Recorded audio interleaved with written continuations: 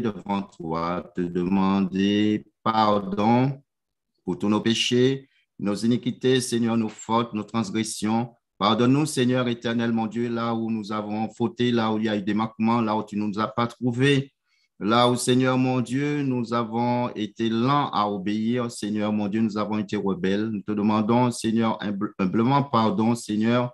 Ô Dieu de gloire, purifie nos cœurs avec le sang précieux de Jésus-Christ qui s'est livré en sacrifice, en offrande pour le péché. Ô Éternel, notre Dieu, nous te remercions, Seigneur éternel, de nous pardonner, de purifier notre cœur.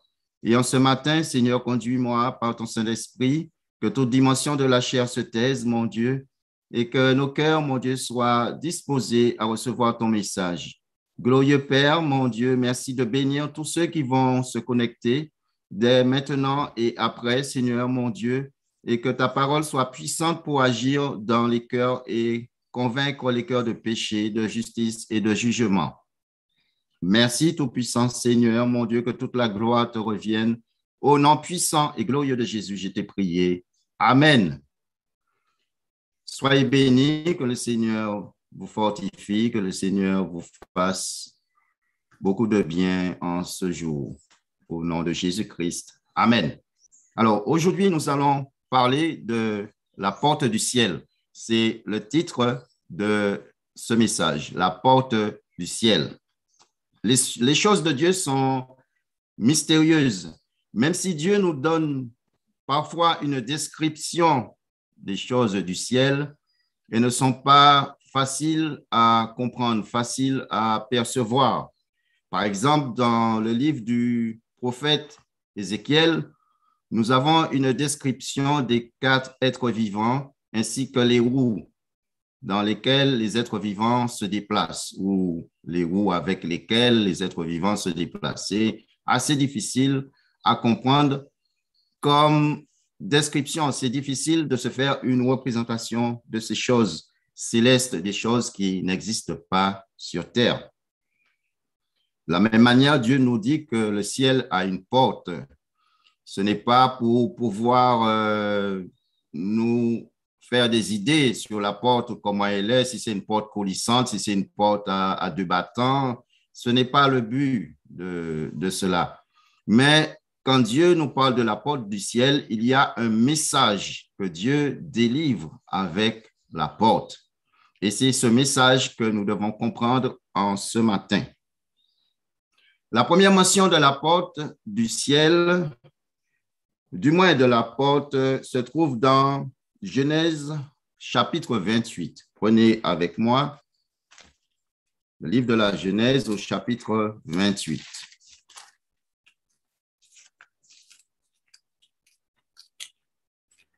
Nous allons lire à partir du verset 10. À partir du verset 10. Faisons la lecture. Jacob partit de Beersheba et s'en alla à Charan. Il arriva dans un lieu où il passa la nuit, car le soleil était couché. Il y prit une pierre dont il fit son chevet et il se coucha dans ce lieu-là. Il eut un songe et voici une échelle était appuyée sur la terre et son sommet touchait au ciel. Et voici les anges de Dieu montaient et descendaient par cette échelle.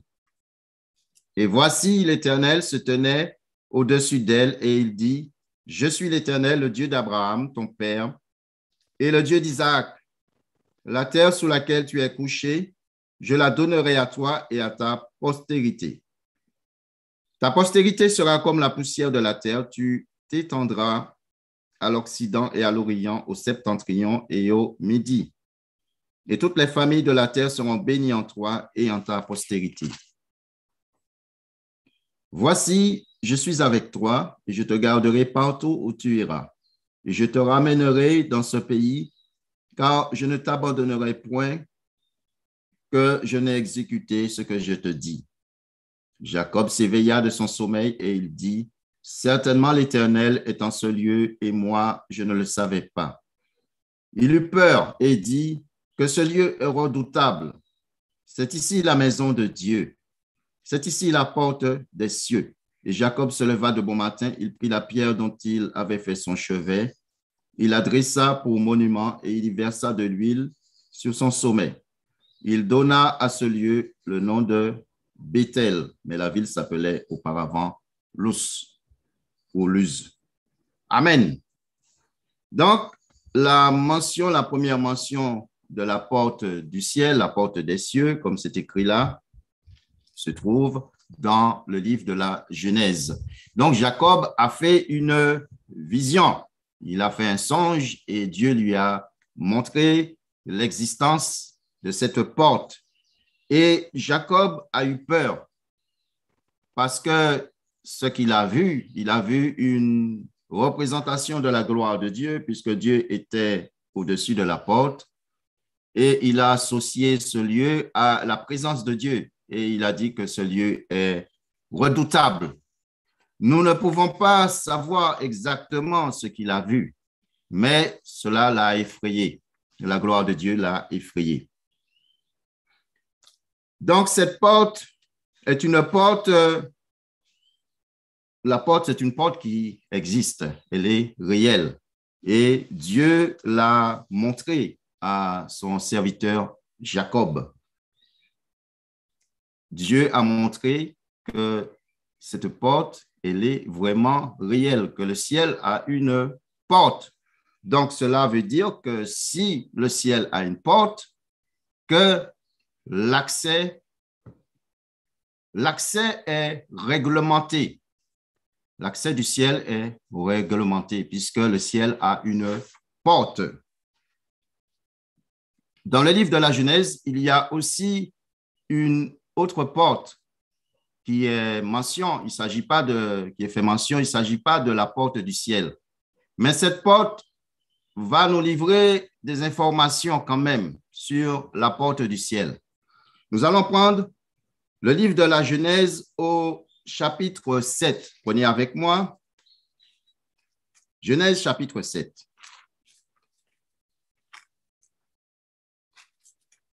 Nous allons faire lecture à partir du verset 15.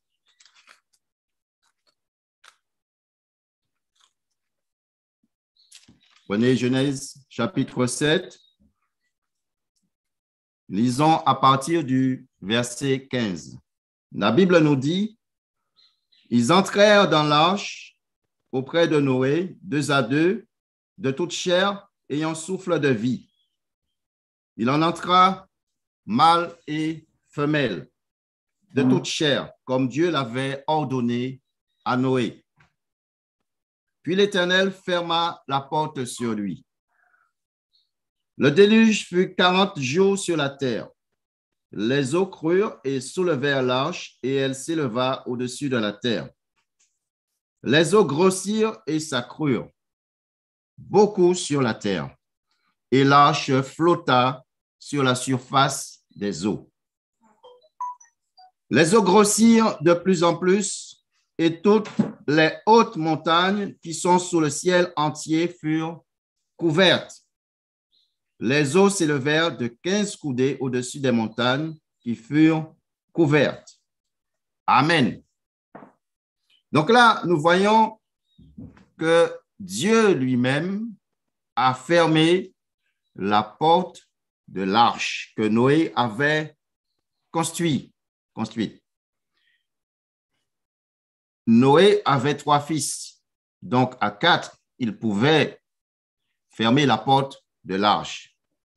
Mais quel est le message que Dieu veut nous donner en fermant lui-même la porte de l'arche? La Bible nous montre que les animaux sont entrés. Lisons à partir du verset 13. Ce même jour, entrèrent dans l'arche Noé, Sem, Cham et Japheth, fils de Noé, la femme de Noé et les 3 femmes de ses fils avec eux. Eux et tous les animaux selon leurs espèces. Donc, ils ont fait entrer d'abord les animaux. Tout le bétail selon leur espèce, tous les reptiles qui rampent sur la terre selon leur espèce, tous les oiseaux selon leur espèce, tous les petits oiseaux, tout ce qui a des ailes. Ils entrèrent dans l'arche auprès de Noé 2 à 2, de toute chair ayant souffle de vie. Il entra mâle et femelle de toute chair comme Dieu l'avait ordonné à Noé. Donc, Dieu avait ordonné à Noé de faire entrer un certain nombre d'espèces d'animaux. Et ils ont fait entrer le nombre. Quand le nombre fut complet et que la famille de Noé était au complet, Dieu a lui-même fermé la porte de l'arche. Et quand la porte fut fermée, Dieu a commencé à exercer son jugement sur la terre. La Bible nous dit que les eaux ont commencé à grossir, à grossir, à grossir sur la terre jusqu'à ce que les montagnes soient submergées. L'eau a dépassé les plus hautes montagnes de 15 coudées, c'est-à-dire 7,50 m environ au-dessus des plus hautes montagnes. Donc, le jugement de Dieu était terrible. Dieu ferme la porte pour montrer que c'est le signal du jugement. Et ce jugement a été effroyable. Les hommes ne s'y attendaient pas. Peut-être que Noé lui-même a été surpris parce que Noé est resté plus d'1 an, pratiquement quasiment 1 an dans l'arche, le temps que les eaux redescendent et que la terre soit séchée. Ce jugement a été terrible, terrible. Cette fermeture de la porte aussi de l'arche, elle est prophétique. Dieu ferme lui-même la porte pour montrer, pour annoncer qu'il va aussi fermer la porte du ciel un jour, avant d'exercer à nouveau un jugement sur la terre. C'est une façon d'annoncer ce qui va se produire à travers la fermeture de la porte de l'arche. Et quand Dieu a fermé, personne ne pouvait entrer ni sortir. C'était le temps du jugement. Ésaïe a parlé aussi de la porte du ciel. Il a vu cette porte et en vision ou en songe, et il en a parlé. Nous allons prendre le livre du prophète Ésaïe à partir du verset 26. Prenez avec moi Ésaïe à partir du verset 26.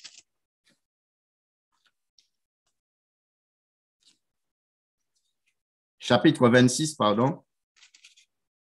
Ésaïe chapitre 26. Donc, nous allons faire lecture à partir du verset 19.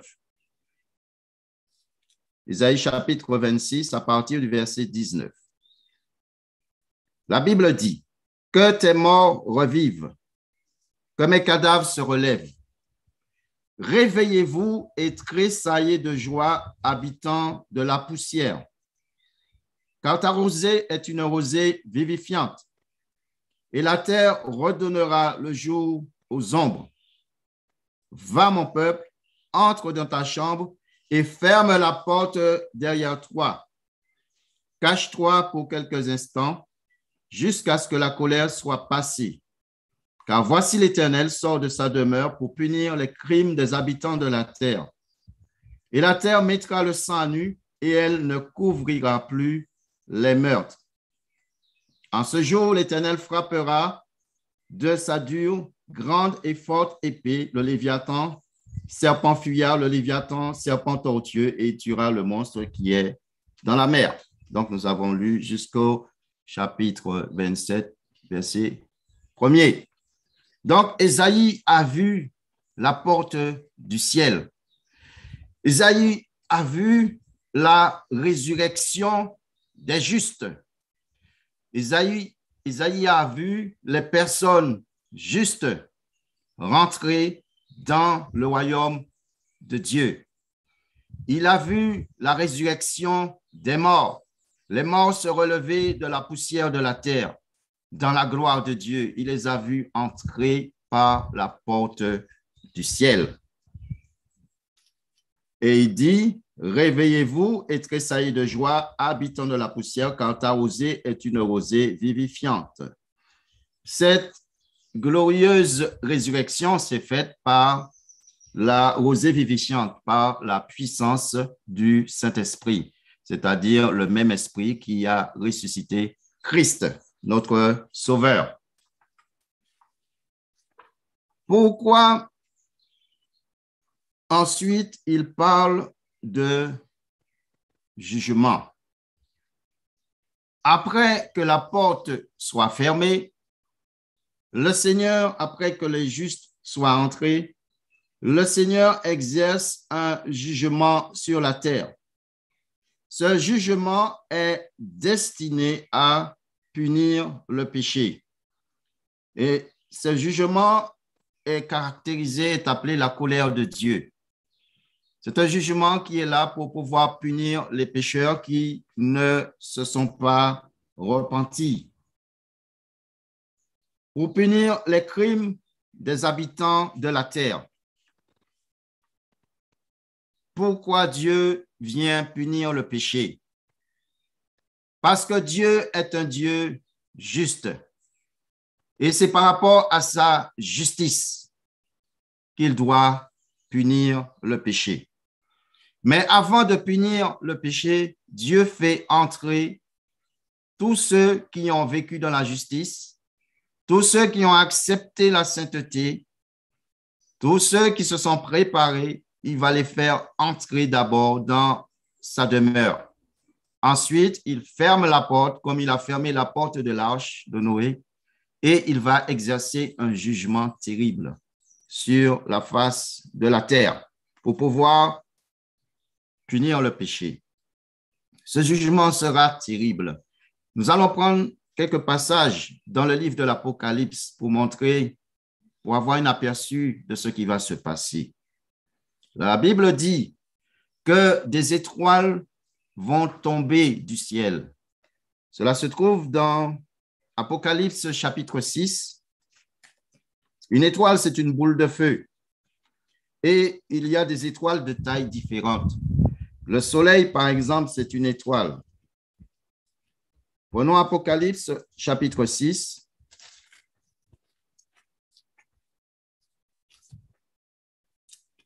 Apocalypse chapitre 6. Le verset 14. Nous pouvons lire à partir du verset 14. La Bible dit: le ciel se retira comme un livre qu'on roule et toutes les montagnes et les îles furent remises de leur place. Lisons avant. Verset 12. Je regardai, quand il ouvrit le 6e sceau, il y eut un grand tremblement de terre, le soleil devint noir comme un sac de crin, la lune entière devint comme du sang. Verset 13. Et les étoiles du ciel tombèrent sur la terre. Donc, ce n'est pas une seule étoile, hein. Les étoiles du ciel tombèrent sur la terre comme lorsqu'un figuier secoué par un vent violent jette ses figues vertes. Et le ciel se retira comme un livre qu'on roule, et toutes les montagnes et les îles furent remuées de leur place. Les rois de la terre, les grands, les chefs militaires, les riches, les puissants, tous les esclaves et les hommes libres se cachèrent dans les cavernes et dans les rochers des montagnes. Et ils disaient aux montagnes et aux rochers, tombez sur nous, cachez-nous devant la face de celui qui est assis sur le trône et devant la colère de l'agneau, car le grand jour de sa colère est venu, qui peut subsister. Quand les étoiles frappent la terre, ces boules de feu, de dimensions, de tailles différentes, la Bible dit que le ciel se retira comme un livre qu'on roule et toutes les montagnes, soulignées, toutes les montagnes et les îles furent remuées de leur place. Donc, les montagnes vont être déplacées, des îles aussi, et peut-être que certaines îles vont disparaître. Et nous savons que certaines îles sont habitées, donc des populations entières vont disparaître. Donc, c'est terrible ce qui arrive. C'est un jugement qui est sévère, c'est un jugement qui est effroyable. Lisons encore un autre verset, Apocalypse chapitre 8. Lisons le verset 7. Prenez avec moi Apocalypse chapitre 8. La Bible dit au verset 7, le premier sonna de la trompette, donc il s'agit d'un ange, et il y eut de la grêle et du feu mêlés de sang qui furent jetés sur la terre. Donc ça rappelle un jugement en Égypte dans l'Ancien Testament. Et le tiers de la terre fut brûlé. et le tiers des arbres fut brûlé, et toute herbe verte fut brûlée. Vous imaginez l'ampleur de ces incendies. Quand nous avons à la télévision un incendie en Californie, on nous montre des kilomètres carrés de forêts qui sont en train de brûler pendant un mois. Nous trouvons que c'est vraiment épouvantable. Mais là, la Bible dit, c'est pour mesurer l'ampleur. La Bible dit, un tiers de la terre sera consumé, sera brûlé par le feu de Dieu, par le feu, la grêle et le feu mêlés de sang. Dieu va consumer un tiers de la terre. Donc, nous savons que dans les incendies, il y a toujours des morts. Et après aussi, il y aura des victimes, puisque tout sera consumé, il n'y aura rien à manger, donc il y aura des dommages après les incendies. Les personnes qui vont peut-être survivre, s'il y a des survivants, elles seront sans abri, sans nourriture. Ça sera effroyable, ça sera terrible. Soulignez que c'est un tiers de la surface de la terre qui sera consumée, les arbres, l'herbe, il n'y aura plus rien. Il y a un autre fléau aussi qui est décrit dans la Bible. Nous ne prenons pas tous les fléaux, mais pour certains qui sont quand même assez caractéristiques, assez parlants, prenons un autre qui se trouve dans Apocalypse chapitre 9. Apocalypse chapitre 9, lisons le verset 18. Vous avez la Bible, Apocalypse 9, verset 18. Lisons ensemble. La Bible dit, on peut lire avant aussi. Lisons à partir du verset 13. Comme ça, on va bien comprendre de quoi il s'agit. Le 6e ange sonna de la trompette et j'entendis une voix venant des 4 cônes de l'autel d'or qui est devant Dieu. Et disant au 6e ange qui avait la trompette, délie les 4 anges qui sont liés sur le grand fleuve d'Euphrate. Et les 4 anges qui étaient prêts pour l'heure, le jour, le mois et l'année furent déliés afin qu'ils tuassent le tiers des hommes. Le nombre des cavaliers de l'armée était de 2 myriades de myriades. Je n'entendis le nombre. Et ainsi, je vis les chevaux dans la vision et ceux qui les montaient, ayant des cuirasses couleur de feu, d'hyacinthe et de soufre. Les têtes des chevaux étaient comme des têtes de lion et de leur bouche, il sortait du feu, de la fumée et du soufre. Donc, des chevaux surnaturels que nous ne connaissons pas. Le tiers des hommes fut tué par ces 3 fléaux, par le feu, par la fumée et par le soufre qui sortait de leur bouche. Amen. Donc, nous voyons que un tiers des hommes sont tués par ces fléaux. Un tiers des hommes. Mais un tiers de quoi? Aujourd'hui, nous sommes à peu près 8 milliards, peut-être plus. Donc, ça veut dire que plus de 2 milliards d'hommes tués par ces fléaux. Mais c'est épouvantable. C'est énorme. C'est terrible. Donc, ça veut dire qu'il y a des cadavres partout.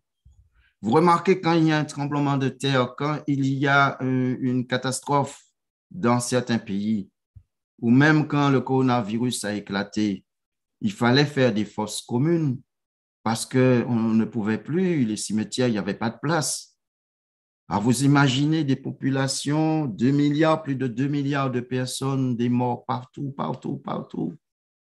Donc, l'atmosphère devient irrespirable, on ne pourra plus enterrer les personnes, ça sera terrible, épouvantable. Donc, nous avons pris ces 3 passages pour montrer comment le jugement de Dieu sur la terre lorsque la porte sera fermée, la porte du ciel, comment le jugement sera effroyable pendant cette période appelée le jour du Seigneur, le jour de l'Éternel, ou encore la tribulation et la grande tribulation. Nous revenons dans Apocalypse 6. Nous pouvons relire ce verset, le verset 17, il est écrit, ou même le verset 16. Et il disait aux montagnes et aux rochers, donc ce sont les grands de ce monde, les chefs militaires, les rois, il disait aux montagnes et les hommes aussi, Les montagnes, tombez sur nous, cachez-nous devant la face de celui qui est assis sur le trône et devant la colère de l'agneau. Car le grand jour de sa colère est venu et qui peut subsister? Qui peut subsister devant la colère de Dieu? Qui pourra tenir devant la colère de Dieu? Donc, c'est pour cela que Dieu nous avertit. Nous savons que ce jugement est terrible, ce jugement est effroyable, ce jugement est très sévère, il est intense. Dieu ne veut pas que nous périssions, Dieu ne veut pas que nous allions dans ce jugement. C'est pour cela qu'il nous avertit. Il a écrit ces choses à l'avance pour pouvoir nous avertir, pour que les hommes n'entrent pas dans cette période, pour qu'ils se préparent pour entrer par la porte du ciel, pour être dans la sécurité. Mais pourquoi ce jugement est-il si effroyable? Pourquoi c'est si intense? Pourquoi c'est si dur? Pourquoi c'est terrible? Et ce n'est pas un seul cataclysme, ce n'est pas un seul fléau qui va s'abattre sur la terre. Pourquoi c'est si intense? Dieu le Père, le Seigneur de l'univers, a envoyé son Fils unique, Jésus-Christ, qui était sur la terre une représentation de lui-même. Le Seigneur a envoyé Jésus-Christ dans un corps d'homme pour pouvoir payer à la place des hommes, pour pouvoir payer à Dieu la rançon pour le péché. Parce que le salaire du péché, c'est la mort, nous dit la parole de Dieu. Et la parole de Dieu nous montre que plus Jésus-Christ a été écrasé à la croix, plus il a satisfait à la justice de Dieu. Prenez avec moi Isaïe 53, nous allons lire un passage. Livre du prophète Isaïe, au chapitre 53.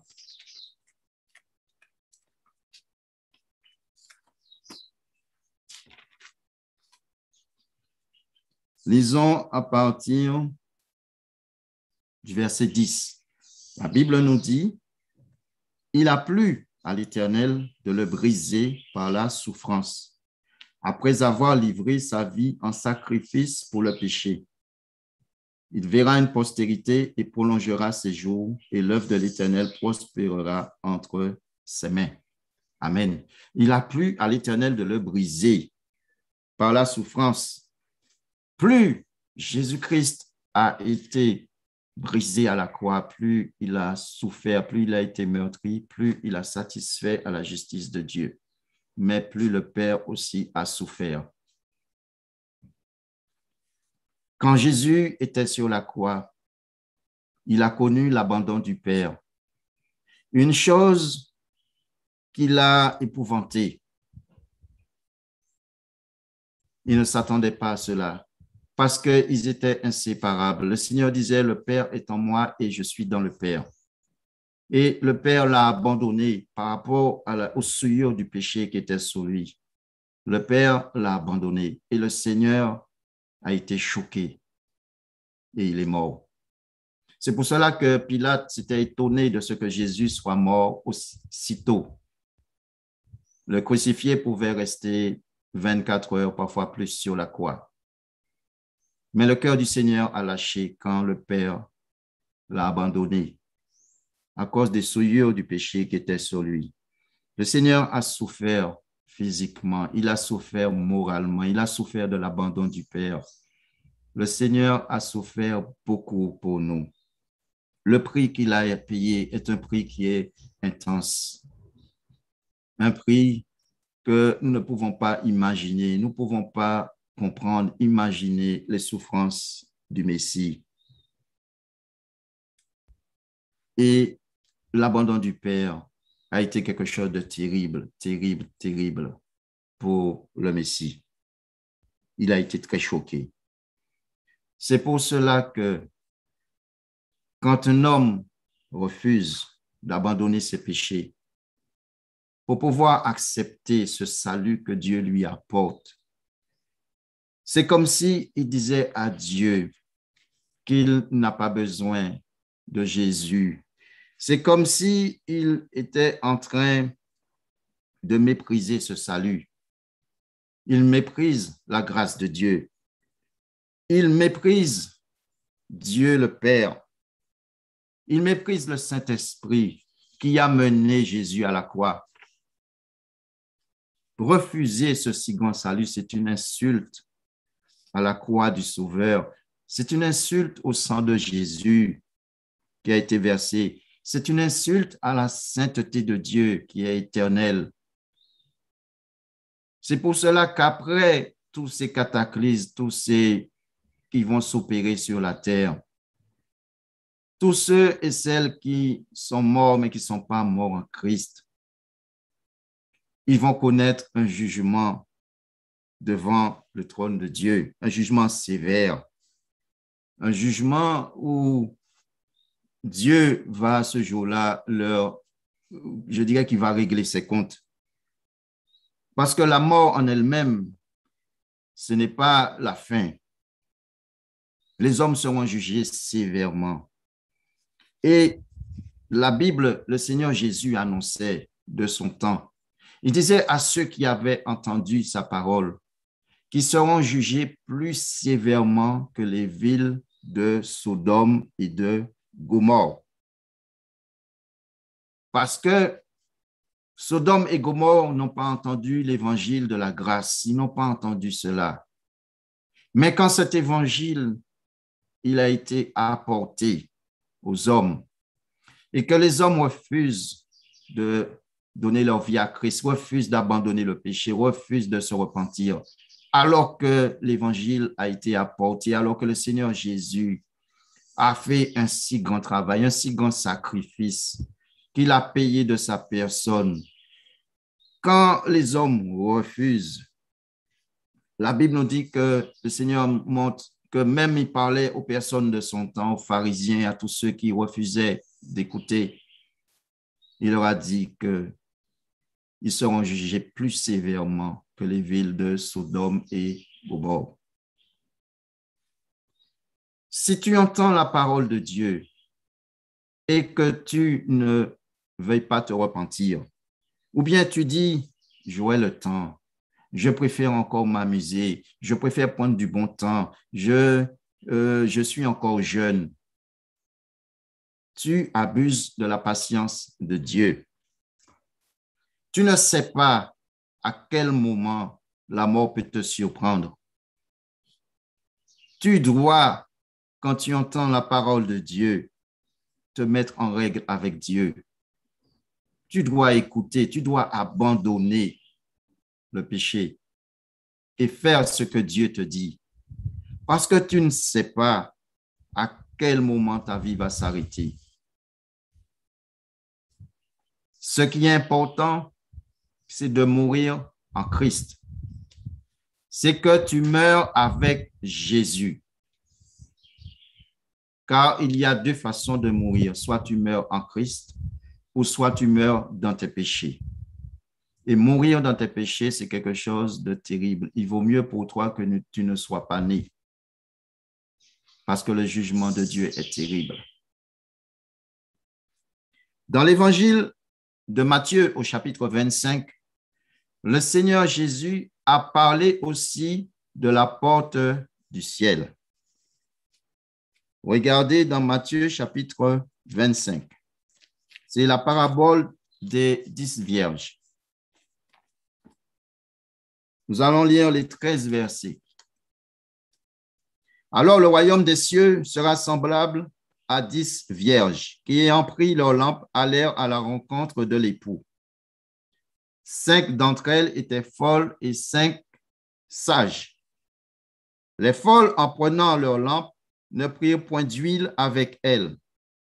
Mais les sages prirent avec leur lampe de l'huile dans des vases.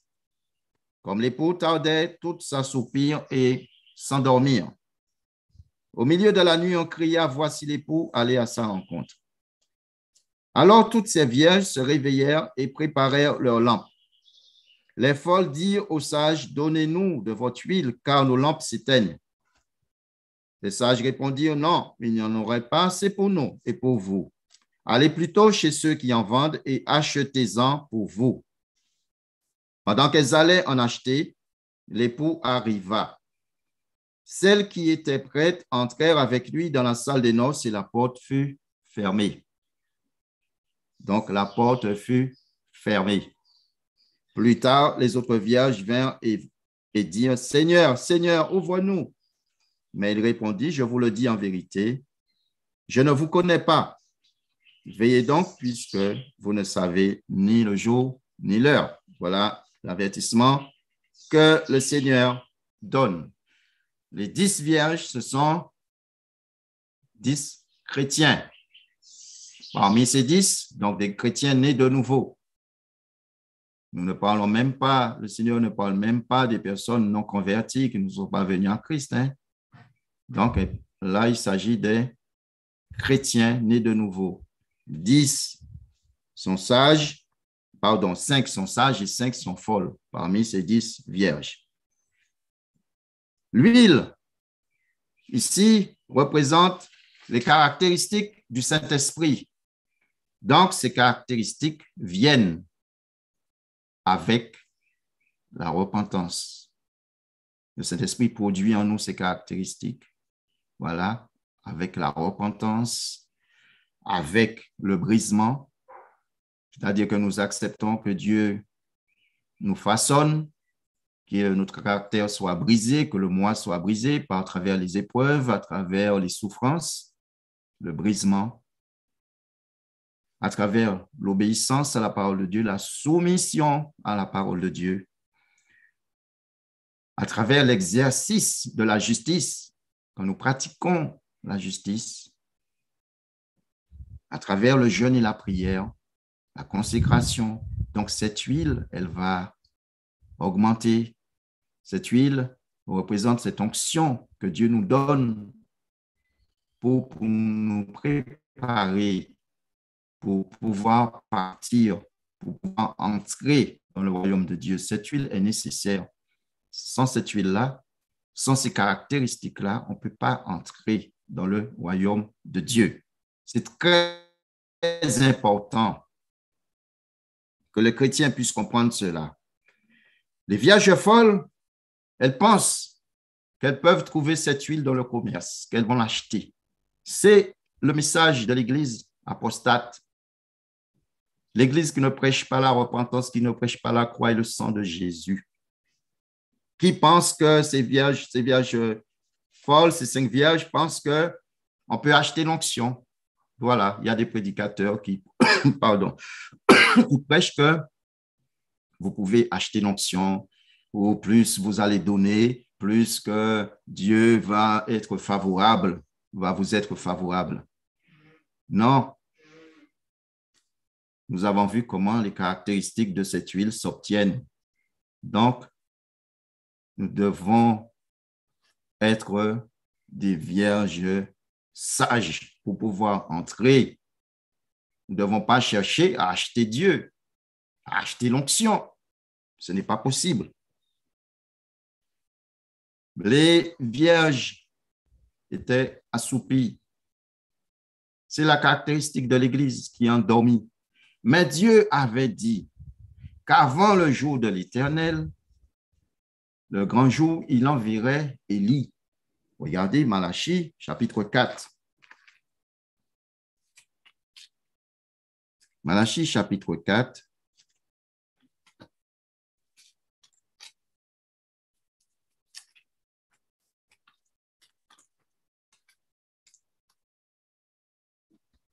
À partir du verset 5.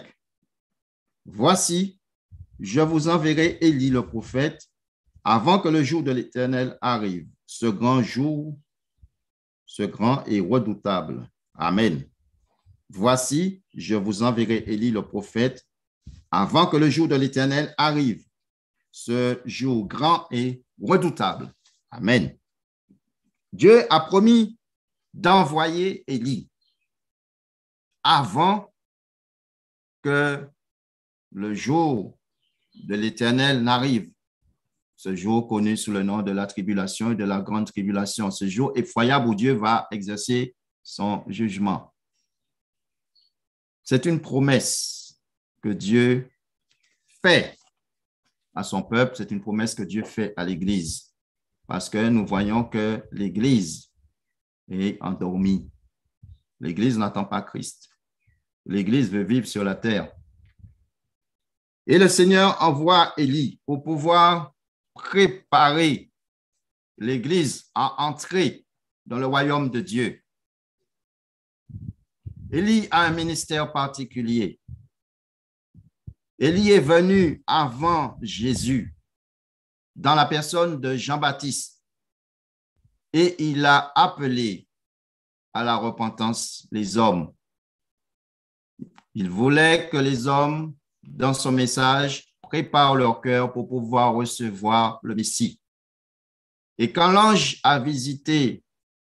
Gabriel est venu visiter le père de Jean-Baptiste, il a dit que l'esprit d'Élie sera sur lui.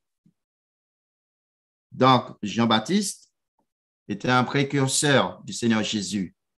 Avec l'esprit d'Élie, il est venu appeler les hommes à la repentance. Et le Seigneur Jésus avait dit aussi qu'il est vrai qu'Élie est déjà venu, mais qu'Élie reviendra avant son retour. Et Élie a été promis dans la Bible. Et Jésus a déjà envoyé Élie. Élie est là pour pouvoir, c'est la voix qui crie dans le désert, c'est la voix qui appelle les hommes à se repentir. C'est la voix qui voit partout sur la terre et qui dit, repentez-vous, le Messie revient. Si vous voulez en savoir plus sur Élie, vous pouvez regarder sur YouTube, dans notre chaîne YouTube, dans Ministère Repentance et Sainteté, et vous allez entendre les messages, les cris de la repentance que Élie porte à toute la terre. Il s'époumonne, il crie à toute la terre, repentez-vous, le Messie revient. C'est ça son message. Le Seigneur a envoyé Élie. Si Élie est là, et il faut des oreilles spirituelles pour pouvoir reconnaître le serviteur de Dieu, parce que beaucoup de personnes n'écoutent pas le message et ils jugent. Donc, j'aimerais vous dire, si vous étiez dans la période où Jean-Baptiste était sur la terre, comment allez-vous réagir devant un homme qui est habillé avec un habit de poil de chameau? Est-ce que vous allez dire que c'est un fou et que vous n'écoutez pas le message de la repentance? Est-ce que parce qu'il avait un régime particulier, vous alliez vous baser sur son régime pour ne pas écouter ce qu'il a à dire? Les hommes se basent sur l'apparence et ils ont aussi un jugement hâtif. Mais un homme spirituel, il écoute et il analyse. Et le Saint-Esprit, c'est le Saint-Esprit de Dieu qui convainc les cœurs. La Bible dit, celui qui est de Dieu écoute les paroles de Dieu. Si vous êtes de Dieu, vous allez écouter. Et le Saint-Esprit de Dieu va vous convaincre.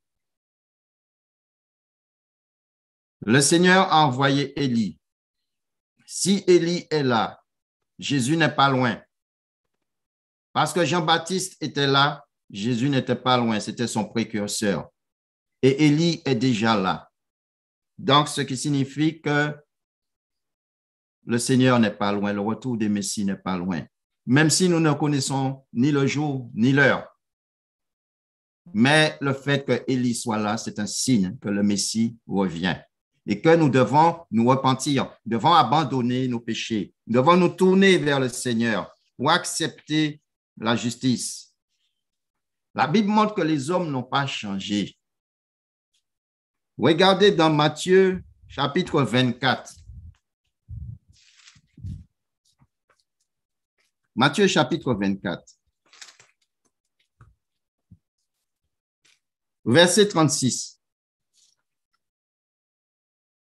La Bible dit, « Pour ce qui est du jour et de l'heure, personne ne le sait, ni les anges des cieux, ni le Fils, mais le Père seul. Ce qui arriva du temps de Noé arrivera de même à l'avènement du Fils de l'homme. Car dans les derniers jours qui précédèrent le déluge, les hommes mangeaient et buvaient, se mariaient et mariaient leurs enfants jusqu'au jour où Noé entra dans l'arche. Ils ne se doutèrent de rien jusqu'à ce que le déluge vint et les emporta tous. Il en sera de même à l'avènement du Fils de l'homme. Amen. On peut s'arrêter là. Ce que le Seigneur Jésus veut nous dire, c'est cette insouciance dont les hommes ont fait preuve du temps de Noé. Ils ont entendu Noé prêcher la justice, Noé dire qu'il y a le déluge qui arrive. C'est invraisemblable à une époque où la pluie n'était jamais tombée. C'est comme aujourd'hui, on vous annonce toutes ces choses, ces catastrophes, vous pouvez dire, mais c'est invraisemblable. Et pourtant, ces choses vont arriver parce que la parole de Dieu ne passera pas. Elle va s'accomplir jusqu'à la dernière lettre. Les hommes sont insouciants. Ils sont attachés à la terre. Nous voyons, ils mangent, ils boivent, ils se marient et ils ne cherchent pas Dieu. Ils ne se soucient pas de Dieu. Et de la même manière, la Bible nous dit que dans les derniers temps, les hommes aiment les plaisirs plus que Dieu. Ils sont dans tous les péchés. Ils ne cherchent pas Dieu. Ils ne se font de soucis que pour leur vie sur la terre, que pour leur maison, pour leur richesse, pour chercher un confort sur la terre. Et beaucoup de chrétiens sont dans cette situation aussi, qui cherchent le confort, qui cherchent à améliorer leur confort, leur vie. Ils sont ancrés dans ces choses et ils ne cherchent pas Dieu. Ils ne pensent pas au salut de leur âme.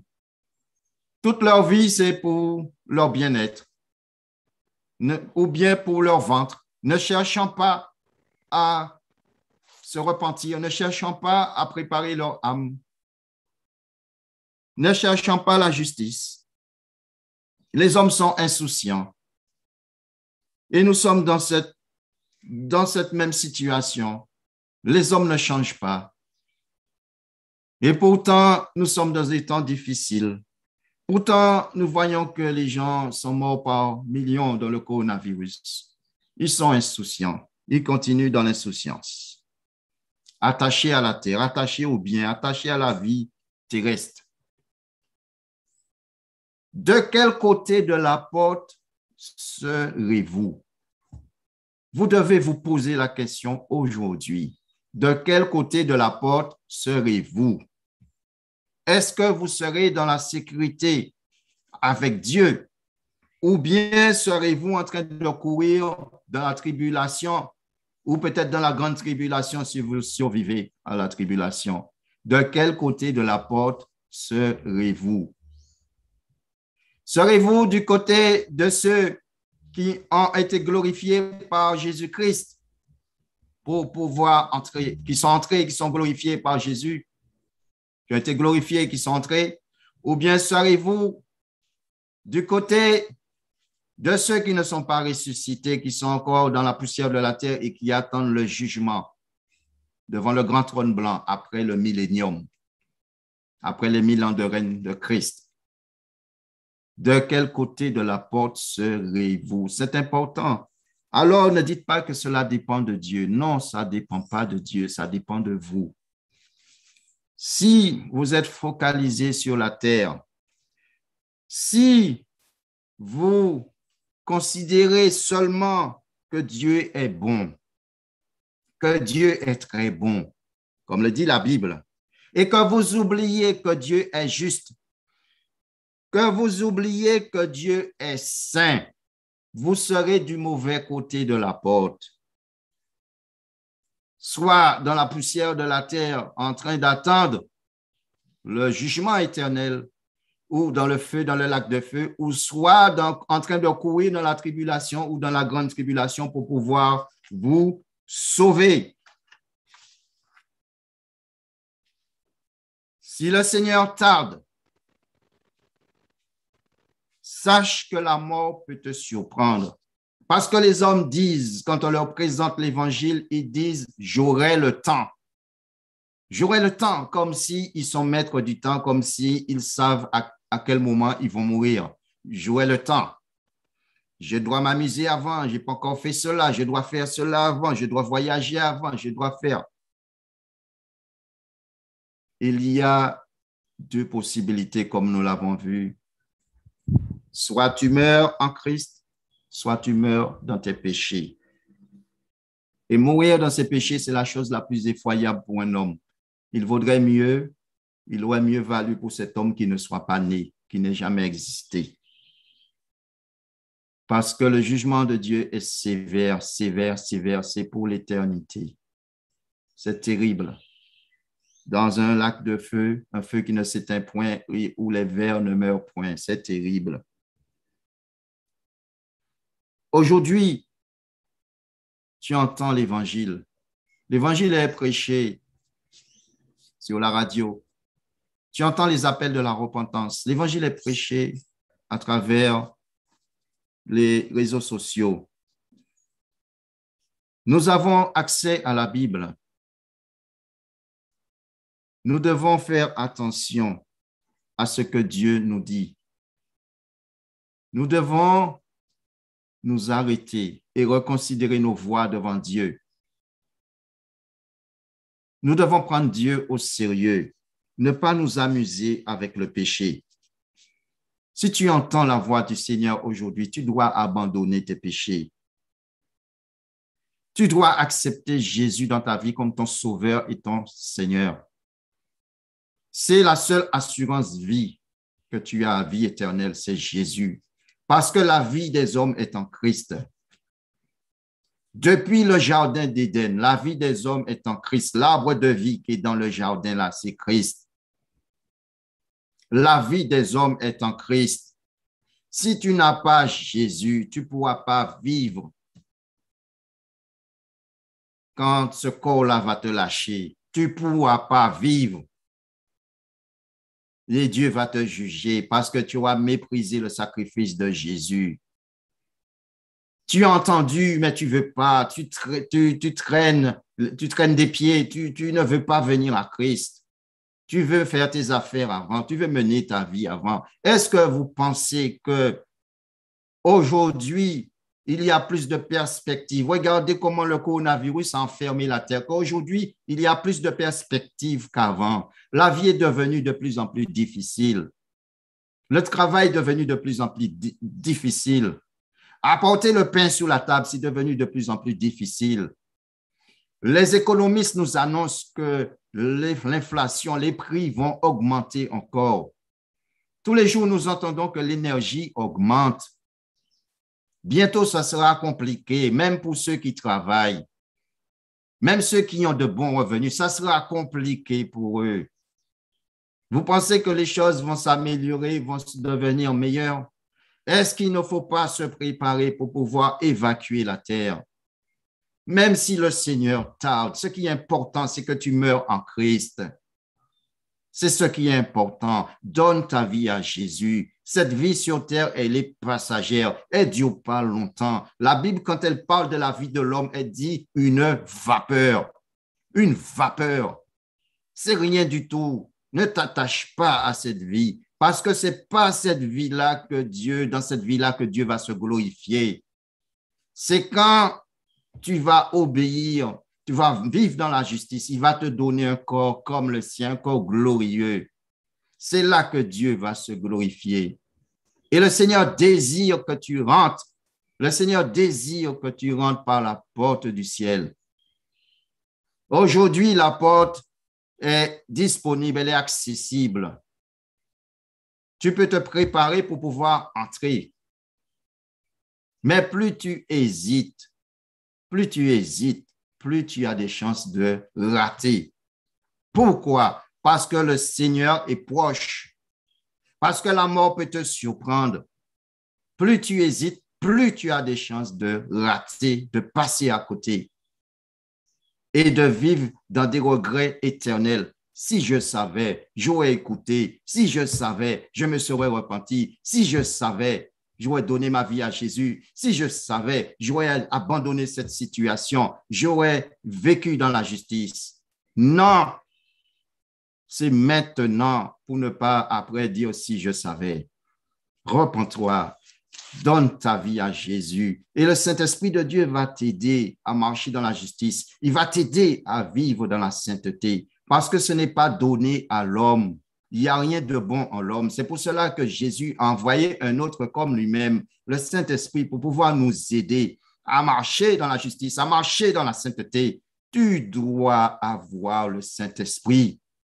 C'est lui qui va produire les caractéristiques en toi pour te préparer à entrer dans le royaume, qui va préparer ton cœur à travers cette onction, à travers cette huile précieuse, cette huile dont nous avons besoin pour pouvoir partir, pour pouvoir entrer dans le royaume de Dieu. Le Seigneur nous a tout donné, il a tout fait.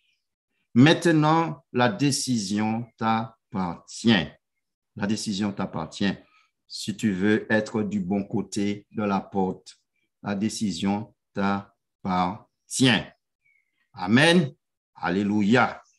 Maintenant, si tu veux donner ta vie à Jésus, te repentir, ça veut dire abandonner le péché. Ça ne veut pas dire demander pardon à Dieu et puis plus tard, tu retombes dans les mêmes choses. Non. Te repentir. Abandonner tes péchés. Je t'invite à répéter cette prière avec moi. Ensuite, il faut aller plus loin avec le Seigneur. Il faut faire baptiser par immersion. Aller jusqu'au bout. Tu recevras le Saint-Esprit. Le Seigneur va te donner son Saint-Esprit, déjà en te repentant, en faisant cette prière, et tu vas marcher dans la justice. Tu vas vivre dans la sainteté. Tu vas rejeter le péché. Je ne dis pas que ce sera facile. C'est un combat de tous les jours, à tous les niveaux. Que tu sois membre de l'Église, que tu sois un prédicateur, que tu sois un appelé de Dieu dans une mission, ça sera difficile. C'est compliqué, ça sera difficile, mais le Seigneur est avec toi. Tu dois combattre. Tu es entré dans une guerre spirituelle. Tu seras dans une guerre spirituelle. Un adversaire qui ne veut pas que tu rentres dans la porte du ciel. Voilà. Et il y a aussi le moi. Il y a aussi la dimension de péché qui est en nous, qui s'appelle la chair. Tous les jours, il faudra combattre. Mais nous avons le Saint-Esprit, nous avons la parole de Dieu, nous avons le message de l'Évangile authentique. Nous avons le Seigneur qui est avec nous tous les jours jusqu'à la fin du monde. Nous devons lutter. Cela en vaut le prix que Dieu nous réserve est tellement immense, tellement grand que nous devons combattre, nous devons lutter, nous devons accepter, même si tu vas souffrir pour le nom de Jésus. Mais la Bible te montre que ces souffrances ne sont rien comparées à la gloire qui t'est réservée dans les cieux. Cela vaut le coup. Donc, nous allons prier ensemble le Seigneur et même ceux qui ont déjà donné leur vie à Christ, vous pouvez renouveler votre alliance avec le Seigneur. Nous allons prier le Seigneur et lui demander de faire sa demeure dans notre cœur. Alors, prions, inclinons-nous, prions le Seigneur. Puissant Seigneur Jésus, j'ai entendu ta parole en ce matin. J'ai entendu, Seigneur mon Dieu, qu'il y a une porte dans le ciel et qu'un jour, Seigneur, cette porte sera fermée quand, mon Dieu, ceux qui sont dans la justice vont entrer. Seigneur Jésus, je veux faire partie de ceux qui vont entrer. C'est pour cela qu'en ce jour, je viens m'humilier devant toi, te demander humblement pardon pour tous mes péchés. Pardonne-moi, Seigneur mon Dieu, toutes mes offenses, toutes mes iniquités. Pardonne-moi, Seigneur éternel, au nom de Jésus. Aujourd'hui, Seigneur, je te donne mon cœur. Je te prie, mon Dieu, de venir dans ma vie, d'établir, Seigneur, ta sainteté dans mon cœur, d'établir ta justice dans mon cœur, de me purifier, Seigneur, avec ton précieux sang. Seigneur Jésus, aide-moi à vivre dans la justice. Aide-moi, Seigneur, chaque jour à honorer le sacrifice de Jésus, le sang de Jésus.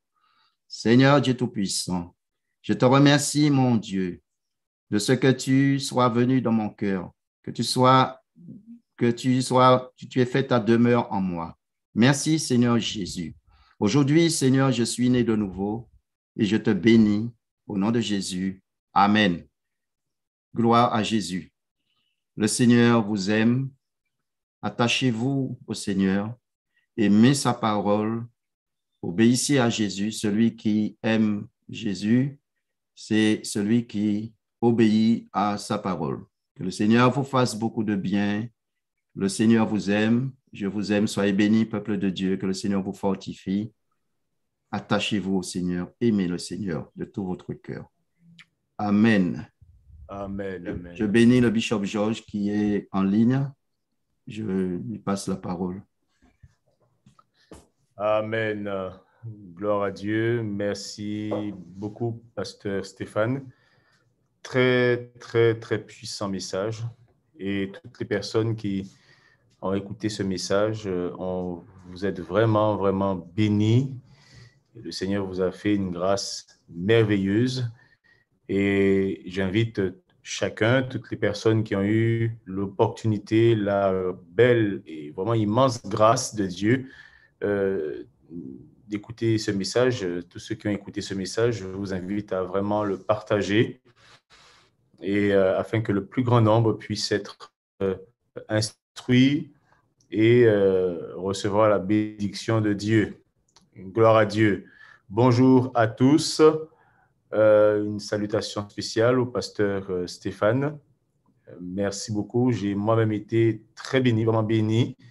Et c'est vraiment une belle, belle opportunité. Voilà, donc je vous bénis tous, vous qui écoutez. Et puis, voilà, donc je suis de retour par la grâce du Seigneur, retour de mission pendant un bon mois. Hein.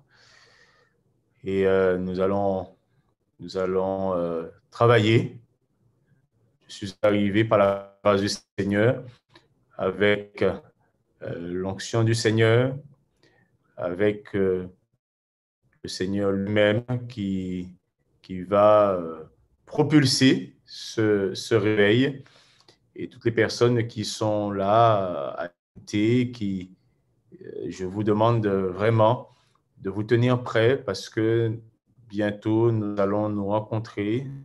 Donc je parle de toutes les personnes de l'Église de la Porte Étoite, du ministère Repentance et Sainteté ici en Guyane particulièrement. Et bien sûr, partout où vous êtes dans les Antilles, Haïti, la République dominicaine, la Guadeloupe, vraiment partout où vous êtes.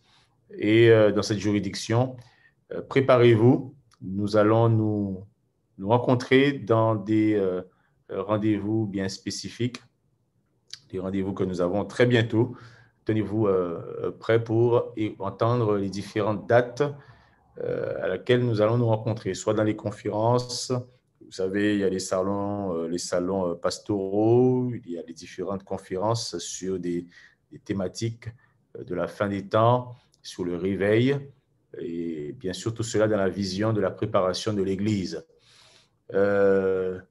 Et aussi pour les leaders, les pasteurs du ministère ou d'autres ministères, je vous invite à vous tenir prêt, à vous abonner pour avoir toutes les informations au sujet des différentes rencontres que nous allons avoir pour amorcer le réveil dans ce pays. Hier, le Seigneur a vraiment manifesté sa gloire. Vous savez, toutes les choses que le Seigneur fait, nous devons les souligner, nous devons lui rendre grâce, lui être vraiment reconnaissant. Hier, à mon arrivée, l'équipe qui était là, qui m'a accueilli à l'aéroport, que je remercie d'ailleurs, vraiment que le Seigneur vous bénisse et qu'il vous donne encore de continuer dans votre zèle, dans l'élan que vous avez pour le Seigneur. Lorsque l'équipe est venue m'accueillir à l'aéroport, il y a une jeune femme qui était là à son poste, puisqu'elle travaille à l'aéroport. Elle était là assez éloignée, et quand elle a vu l'attroupement et l'applaudissement, elle est venue jusqu'à nous pour voir qu'est-ce qui se passait, qu'est-ce qui se passe. Elle posait la question à un des frères, mais qu'est-ce qui se passe? C'est qui cette personne? Mais qui vous êtes? Elle posait des questions. Et lorsque je me suis retourné, je me suis rapproché de là où elle était. vraiment le Saint-Esprit de Dieu, l'onction du Seigneur l'a saisie, est tombée sur elle. Elle était bouleversée, déséquilibrée, bouleversée par la puissance du Saint-Esprit de Dieu. Et elle était choquée, disant, mais qu'est-ce qui m'arrive? Qu'est-ce qui se passe? Je me sens bouleversée, je me sens secouée, mais qu'est-ce qui se passe? Elle ne comprenait pas ce qui lui arrivait. Et je lui ai dit, ce que vous ressentez, c'est la puissance de l'onction du Seigneur qui est parmi nous. Et elle a témoigné, cette jeune femme, elle a dit, je ne sais pas comment ça va se passer, mais ça va exploser.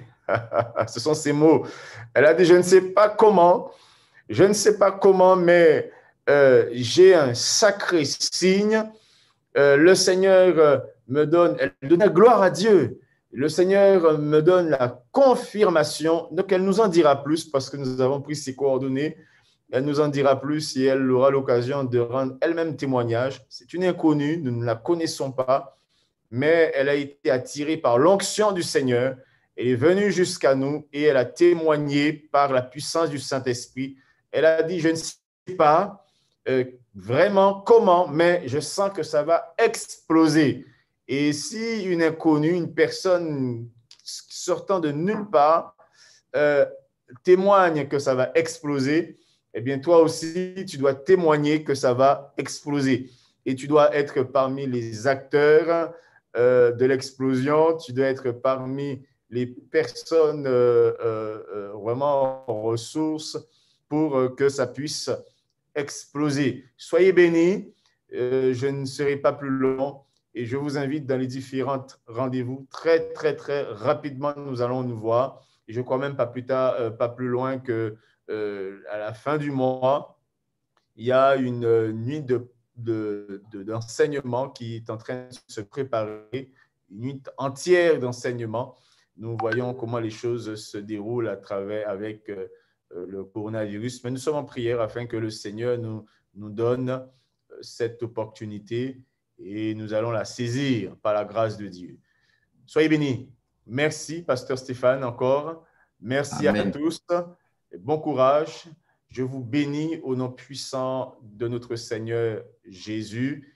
Et ce message que vous avez entendu, puis plus mon intervention, ce sont des éléments pour rassembler, des éléments pour attirer chacun, comme cette jeune femme a été attirée, pour que chacun puisse prendre part au réveil. Alors, Pasteur Stéphane, on peut donner le numéro de téléphone auquel chacun peut nous joindre, toutes les personnes qui désirent, et je vous encourage tous à le faire, nous joindre pour avoir les différents rendez-vous. Amen. Soyez bénis. Alors, le numéro de téléphone, Pasteur Stéphane, merci.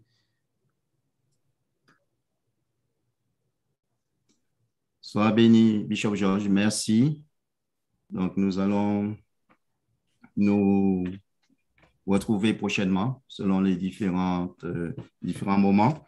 Je vous rappelle le numéro de téléphone où vous pouvez nous joindre, c'est le 0694 le 16 10 91. Je répète. C'est le 14, hein? Ah, pardon. 0694 16. Non, 14, 16, 91. 16 14 91. Voilà. Alors, on va reprendre. Hein? C'est le 06 94 14 16 91. 14 16 91. Voilà. Donc, c'est le 14 avant. Hein? 14 16 91. Voilà. Voilà. Merci. J'avais une écriture bizarre sous les yeux. Soyez bénis, Bishop Georges. Je vais prier. Nous allons clôturer. Soyez bénis, frères et sœurs bien-aimés du Seigneur. Fortifiez-vous dans la parole de Dieu parce qu'un homme de Dieu, un serviteur de Dieu doit être fort. Il doit se fortifier dans la parole. Pas plus tard qu'hier, je lisais encore, le Seigneur disait à Josué, fortifie-toi. Tu dois être fort parce que le diable est déchaîné. Il ne veut pas que tu rentres. Donc, tu dois être fort. Prie, va chercher la force auprès du Seigneur. Que Que le Seigneur vous bénisse et vous fasse beaucoup de bien. Nous allons remercier le Seigneur. Honorable Père, souverain Seigneur, je te bénis pour ce moment que tu nous as donné de passer dans ta présence. Éternel, merci pour ta parole. Merci encore, Seigneur, pour ton Saint-Esprit qui nous conduit dans cette puissante et glorieuse préparation. Merci encore, Seigneur mon Dieu, pour Élie que tu as envoyé, le plus terrible et effroyable prophète de l'Ancien Testament, qui est là, Seigneur mon Dieu, qui témoigne à travers les nations que le Messie revient. Seigneur éternel, continue, Seigneur mon Dieu, d'utiliser cet homme puissamment afin, Seigneur, que le réveil éclate. Seigneur, tu as annoncé, Seigneur mon Dieu, de manière prophétique que ce réveil arrive en Guyane. Donne-nous, Père Saint, mon Dieu, de rester connectés à toi. Donne-nous, éternel Seigneur, Dieu Tout-Puissant, de nous attacher à toi, Seigneur, et d'œuvrer avec toi, d'être ouvriers pour le royaume de Dieu. Seigneur éternel, mon Dieu, donne-nous d'aimer la justice, de rejeter le péché et d'être des instruments disponibles pour le royaume. Que ton nom soit béni, Seigneur. Bénis, Seigneur, tous ceux qui ont été connectés, tous ceux qui viendront après. Que ta grâce, mon Dieu, soit sur eux. Qu'ils puissent, Seigneur, mon Dieu, avoir le désir, Seigneur, mon Dieu, de vivre dans la justice, le désir de rentrer par cette porte, Seigneur, que tu as présentée dans ta parole. Seigneur, merci encore pour ce moment béni. Que ta grâce, mon Dieu, soit avec nous comme nous espérons en toi. Au nom puissant de Jésus, Seigneur, je bénis ton serviteur, mon Dieu, qui est venu, Seigneur, mon Dieu, avec cette onction, Seigneur, que ta grâce, mon Dieu, soit sur lui. Garde-le, Seigneur. Merci, Seigneur, Dieu Tout-Puissant. Au nom de Jésus. Amen. Soyez bénis, peuple Amen. de Dieu. Amen. Fortifiés. Soyez bénis, amis internautes. Soyez fortifiés au nom puissant de Jésus. Amen. À bientôt. Amen. Et que le Seigneur vous garde. Amen.